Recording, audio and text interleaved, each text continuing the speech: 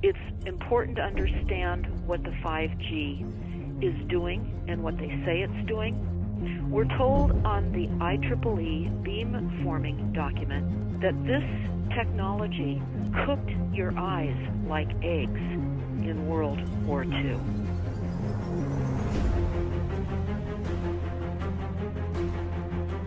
And you all need to understand these are military weapons. These are assault frequencies.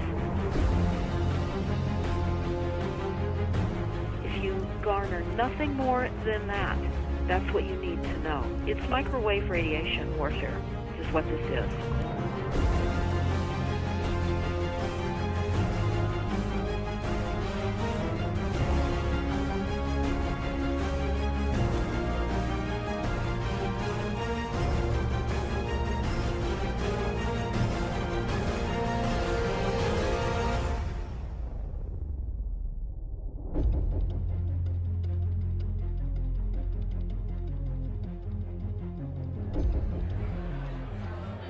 Ladies and gentlemen, please join me in welcoming to the National Press Club Federal Communications Commission Chairman Tom Wheeler.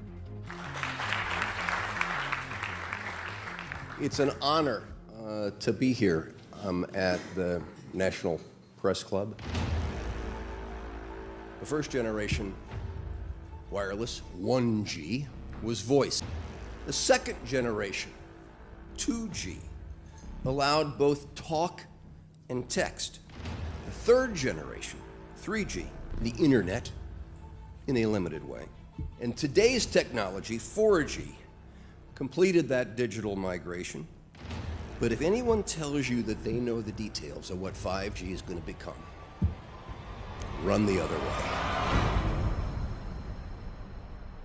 This video is brought to you by the number 5 and the letter G. And pretty soon, everything else will be too. I have to tell people 5G is a killer. I'm Mark Steele. Anybody who hasn't heard me, I'm a weapons systems head-up display expert, one of the leading experts in the world. I've actually brought cover in relation to this, and the reason I became an expert was because I invented them. What I'm going to say to you today, do not believe a single word I say. Not one. I want you to do your own research. You'll find it's absolutely terrifying. You got your body card? Aye. Oh, good lad. Right, because I can talk to that.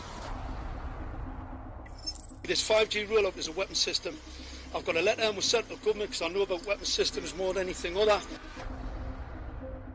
In Britain, in a place in the north of England called Gateshead, a scientist there called Mark Steele has been very publicly and actively warning people about the effects of LED streetlights, which he says in Gateshead are emitting now 5G. Right, what's the crack? Hey, lads. I'm just having a word with these Gateshead council workers about replacing these transmitters on these lights that are causing harm and assaulting the community. This is an existential threat to the economy, to the environment and humanity. If these transmitters are everywhere, then everyone's at risk, surely.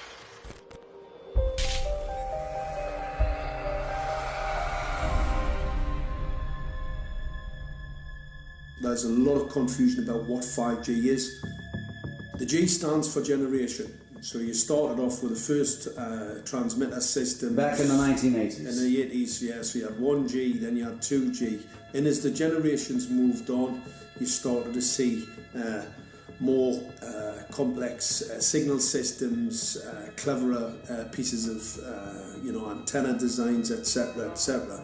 So the whole thing became more data, quicker downloads, etc., etc.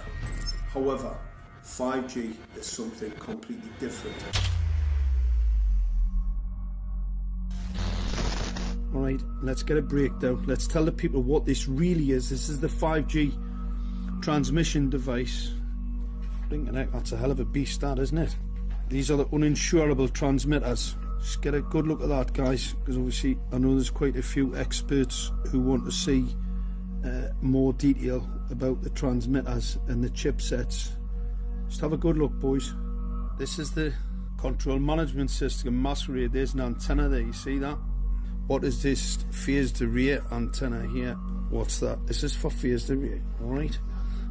As you'll see, it's got a driver, it's got some chip there. It's one chip. Look at the chipsets on this. This is your dystopian world. What did Gateshead Council say? I'll tell you what, I think we better send some of these educated fools back to school, or just send them to prison, whichever's the easiest. I think prison's probably better. Alright, that's 5G, guys. That's 5G hardware.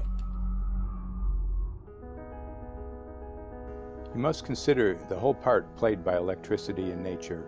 Human beings cannot go on developing in the same way in an atmosphere permeated on all sides by electric currents and radiations. It has an influence on the whole development of man. This life of men in the midst of electricity, notably radiant electricity, will presently affect them in such a way that they will no longer be able to understand the news which they receive so rapidly. The effect is to damp down their intelligence. Such effects are already seen today. Even today, you can notice how people understand the things that come to them with far greater difficulty than they did a few decades ago.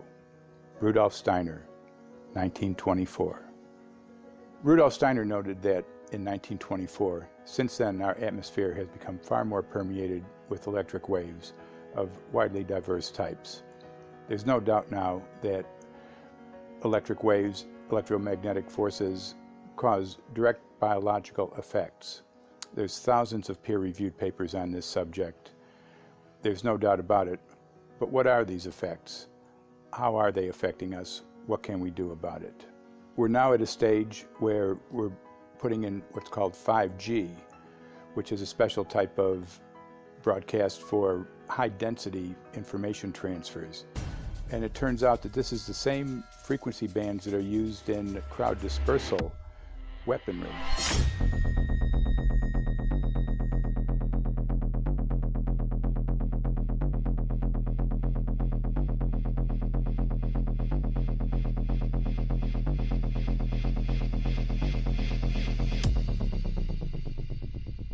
.5G, first and foremost, is densification. So it's significantly more transmitters in close proximity to a human, and it is also a sophisticated, illegal, unlawful transmitter. What I mean by that is it is a high-gain dielectric lens antenna, and what that allows 5G transmitters to do is to 3D map its environment in your home. The 868 megahertz frequency is specific for battlefield interrogation systems, so sub-gigahertz. It allows the signal to travel through concrete brickwork with ease, and it can actually data gather. It is a target acquiring system. Phased array is basically radar off the battlefield. It is extremely good at identifying targets and being able to lock onto targets. And not only that, it can specifically target you as an individual. So any judge sitting on an interesting case, let's say, any lawyer, any barrister, anybody doing any work that is potentially controversial, your life could be at threat. So the antenna design that you currently have on top of these LED streetlights, masquerading as a control management system, it basically battlefield interrogation equipment. The first phased array unit was actually called Mammoth, used by the Germans during the Second World War to identify Allied aircraft. Obviously things have moved on significantly since then.